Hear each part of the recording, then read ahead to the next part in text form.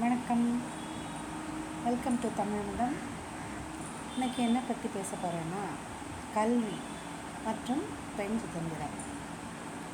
ஆமாம், கல்வியும் சுதந்திரமும் ஒரு பெண்ணுக்கு கொடுக்கப்பெற்றால் அவளுடைய வாழ்க்கை மேலோங்கும்.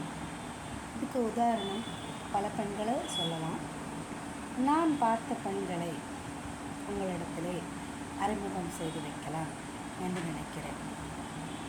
நான் பார்த்த பெண்கள்னு சொன்னால் யாரும் இல்லை, என்னுடைய குடும்பத்தை சார்ந்தவர்கள் தான்.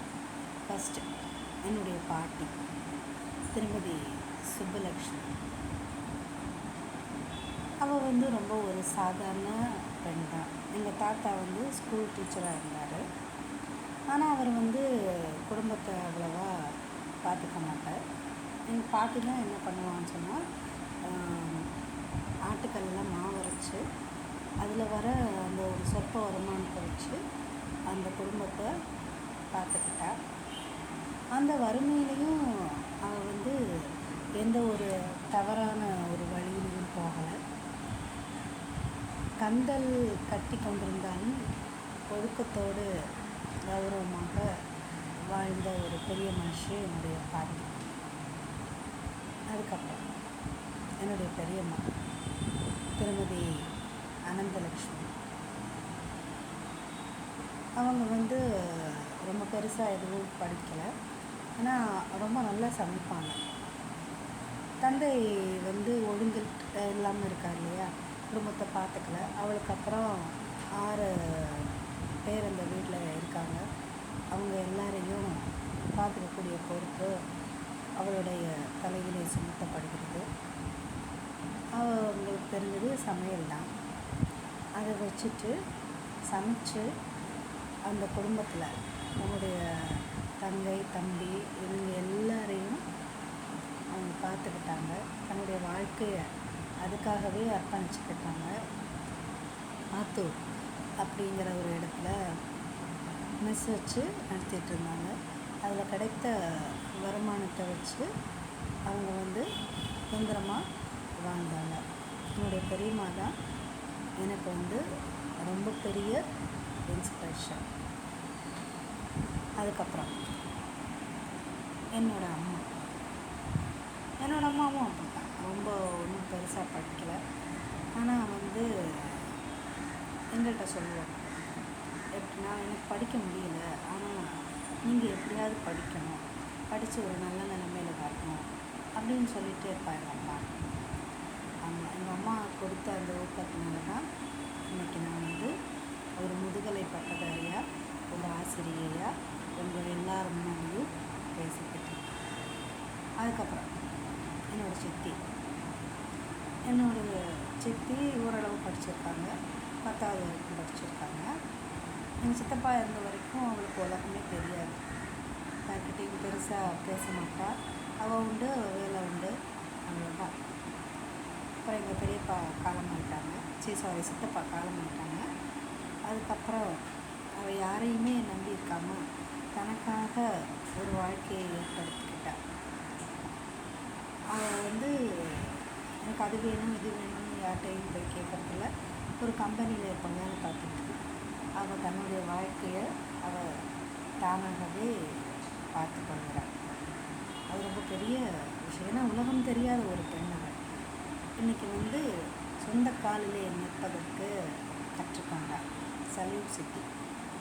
அதுக்கப்புறம் என்னோடய அக்கா, பெரிய அக்கா, அவங்க +2 வரைக்கும் படிச்சிருக்காங்க. அவங்களுக்கு படிக்கணும்னு மிகப்பெரிய கனவு இருந்தது. டீச்சர் ட்ரைனிங் படிக்க ஆசைப்பட்டாங்க அப்படின்னு அம்மா சொல்லி நான் கேள்விப்பட்டிருக்கேன். ஆனால் குடும்ப சூழ்நிலை காரணமாக அவங்களால படிக்க முடியலை. ஆனால் ஆஸ்பத்திரியில் நர்ஸாக இருந்து அவங்க ஒரு ஹெட் நர்ஸ் என்னெல்லாம் செய்வாங்களோ அத்தனை வேலையும் அவங்க கற்றுக்கொண்டாங்க. பிரசவம் வரைக்கும் பாப்பா இருக்கா. அவளும் அப்படித்தான், யாரையும் நம்பாமல் அவளுடைய சொந்த காலில் நின்று சம்பாதிச்சு தன்னுடைய 2 பெண் குழந்தைகளையும் வளர்த்து ஆளாக்கி நல்ல ஒரு நிலைமையில் இன்றைக்கி இருக்கா. அதுக்கப்புறம் என்னுடைய மாமாவினுடைய மூத்த மகள் அவள் அவள் வந்து டெல்லியில் இருக்கா. அவள் வந்து பிஎஸ்சி மேக்ஸ் படிச்சிருக்கா. அதுக்கப்புறம் ரெண்டாவது பொண்ணு அவங்க பிஎஸ்சி பயோகெமிஸ்ட்ரி படிச்சிருக்கா. அப்புறம் மூணாவது பொண்ணு அவள் வந்து இன்ஜினியரிங் படிச்சிருக்கா. படித்து ஒரு ஸ்கூலில் கம்ப்யூட்டர் டீச்சராக வேலை பார்க்குறா. அவளும் தன்னுடைய சுய சம்பாத்தியத்திலே வாழக்கூடிய ஒரு பெண். அதுக்கப்புறம் இன்னொரு மாமா இருக்காங்க, ரெண்டாவது மாமா. அவங்களுக்கு 2 மகள்கள். அவளோட மூத்த மகள் வந்து என்னுடைய வயது உள்ளவங்க. அவள் வந்து நானும் அவளும் ஒரே ஊரில் தான் கல்யாணம் பண்ணி போனோம். 2 பேருக்கும் வாசப்பக்கம் நான் இருக்கேன், கொல்லை பக்கத்தில் அவள் இருக்கா. அவள் வந்து ரொம்ப பெரிய திறமைசாலி. நான் சின்ன வயசில் எதையுமே நான் புரிஞ்சுக்க மாட்டேன். ஏன்னா நான் ரொம்ப செல்லமாக வளர்ந்தவள். ஒரு தடவை நாங்கள் 9th படிக்கும்போது எல்லாருமே சினிமாவுக்கு போயிட்டாங்க. அபய் சண்முக படம். அப்போ வந்து எங்கள் அம்மாட்டையும் காசு இல்லை, அவங்க அம்மாட்டையும் காசு கிடையாது. கூட்டிகிட்டு போனவங்கள்ட்டையும் காசு இல்லை. ஆனால் காசு இல்லை, அதனால நம்ம போகலை அப்படிங்கிற ஒரு விஷயத்த அவள் புரிஞ்சுட்டா. என்னால் புரிஞ்சுக்க முடியலை. நான் அழுது. அப்போ அவள் தான் வந்து எனக்கு சொல்லி புரிய வச்சாள். ரேஷே, இந்த மாதிரி காசு இல்லாட்டா அம்மா எப்படி அனுப்பி வைப்பாங்க, எல்லாத்துக்கும் நீ வந்து அழுது பிடிவாதம் பிடிக்கக்கூடாது அப்படின்னு எனக்கு வந்து முதல்ல பொறுப்பு அப்படிங்கிறத கற்றுக் கொடுத்தது அவள் தான். நன்றி சுபா. அதுக்கப்புறம் அவள் வந்து ஒரு மிகச்சிறந்த நிர்வாகி. அவள் வந்து அவளுடைய குழந்தைகளை நல்ல முறையில் வளர்த்துருக்கா. அவள் சொந்தமாக வீடு கட்டி எங்களுடைய ஊரில் ஒரு கௌரவமான ஒரு பொசிஷனில் அவள் இருக்கா. அவளுடைய தங்கை MBA பட்டதாரி. அவள் வந்து ஒரு காலேஜில் டீச்சராக வேலை பார்த்தா. இப்போ சின்ன கை குழந்தைகள் இருக்கிறதுனால அவள் வேலைக்கு போகல. ஆனால் அவள் ரொம்ப ஒரு புத்திசாலியான ஒரு பொண்ணு. அடுத்து ஒரு மாமா இருக்காங்க, அவங்களுக்கு ஒரு பொண்ணு இருக்கா. அந்த பொண்ணு வந்து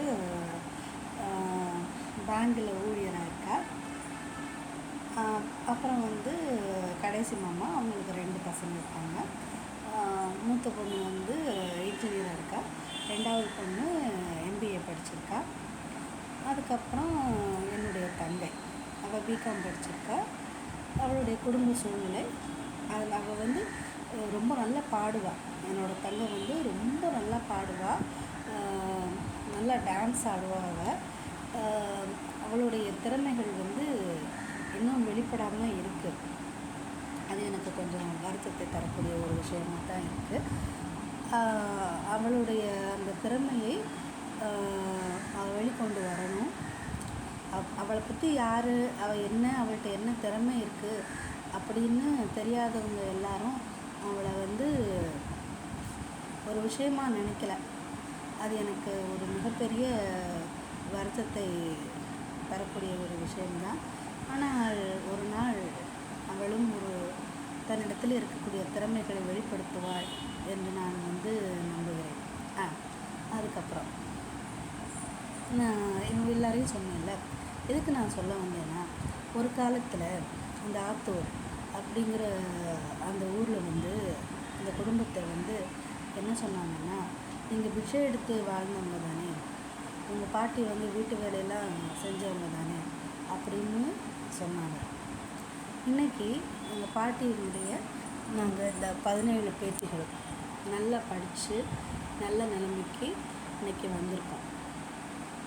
சரியா? இதுக்கு காரணம் என்னன்னு சொன்னால், எங்களுடைய தாய் தந்தையர் எங்களுக்கு கொடுத்த அந்த கல்வியும் சுதந்திரமும் மட்டும்தான். எனவே நான் தோழிகளை உங்களிடத்தில் என்ன சொல்ல விரும்புகிறேன் என்றால், எந்த குடும்பத்தில் ஒரு பெண்ணுக்கு நல்ல கல்வியும் சுதந்திரமும் கொடுக்கப்படுகிறதோ அந்த குடும்பம் வளர்ச்சி பாதையை சென்றடையும் என்பதில் எந்த ஒரு ஐயமும் இல்லை. எனவே சில குடும்பத்தில் நான் பார்த்துருக்கேன், 10 பொட்டையை பொத்து போட்டுட்ட, சம்பாதிக்கிறதுக்கு ஒரு ஆண் வாரிசு கூட இல்லை அப்படின்னு சொல்லி எத்தனை குடும்பத்தில் வந்து அந்த பெண்களை குத்தி குத்தி குத்தி குத்தி குத்தி காமிக்கிறாங்க தெரியுமா?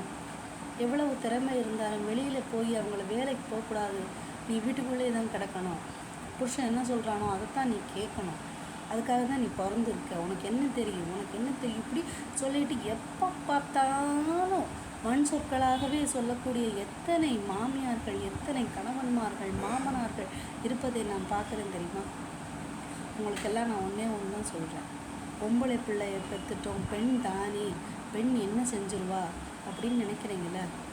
பெண்களுக்கு கல்வி கொடுத்து பாருங்கள், சுதந்திரத்தை கொடுத்து பாருங்கள். அப்போ தெரியும் அவங்க என்ன சாதிக்கிறாங்க, எந்த லெவலுக்கு போகிறாங்கன்னு அப்போ தான் தெரியும். நீங்கள் ஒவ்வொரு தந்தைகளும் சொல்கிறீங்கன்னா, நான் எல்லா ஆண்களையும் சொல்லலை, ஒரு சில ஆண்களை சொல்கிறேன்.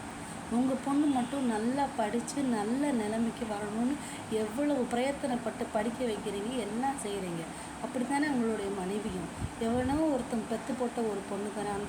அந்த பெண்ணினுடைய தந்தை அந்த பொண்ணை பற்றி எவ்வளவு கனவு கண்டிருப்பார், அவள் எப்படி வாழணும்னு நினச்சிருப்பார். எந்த ஒரு தகப்பனாவது பெண் குழந்தைய அடித்து பார்த்துருக்கீங்களா? அடிக்கவே மாட்டான். ஆனால் கல்யாணம் பண்ணிக்கிட்ட காரணத்தினால இன்றைக்கி எத்தனை பெண்கள் கணவரெடுத்து அடி வாங்கி கொண்டிருக்கிறார்கள் தெரியுமா உங்களுக்கு? அதெல்லாம் மாறணும். ஒரு பெண்ணுக்கு சுதந்திரத்தை கொடுத்து பாருங்கள், கண்டிப்பாக திமிர் பிடிச்சி நடக்க மாட்டார், உங்களையும் முன்னேற்றுவா. இன்னும் நீங்கள் உங்களுடைய காதல் அதிகரிக்குமே தவிர அவள் திமிர் பிடித்து அலைய மாட்டாள். திமிர் பிடிச்சிட்டு அலைவா, திமிர் பிடிச்சிட்டு அலைவா, இதே வார்த்தைகளை எத்தனை நாளைக்கு தாங்க சொல்லி சொல்லி கஷ்டப்படுத்துவீங்க நீங்கள்லாம்? அவளுக்கு சுதந்திரத்தை கொடுங்க. அவளுக்குன்னு ஒரு வாழ்க்கை இருக்குது, அதை வாழ விடுங்க. அப்படி அவள் வாழ்ந்தால் தான் அவளை பார்த்து வளரக்கூடிய உங்களுடைய பெண் குழந்தைகள் நாளை நல்ல ஒரு நிலைமையில் இந்த சமுதாயத்தில் வந்து அடைவார்கள். நீங்கள் உங்கள் மனைவியை மதிக்காத வரையில் உங்களுடைய பெண் குழந்தைகளும் வளர மாட்டார்கள். நன்றி.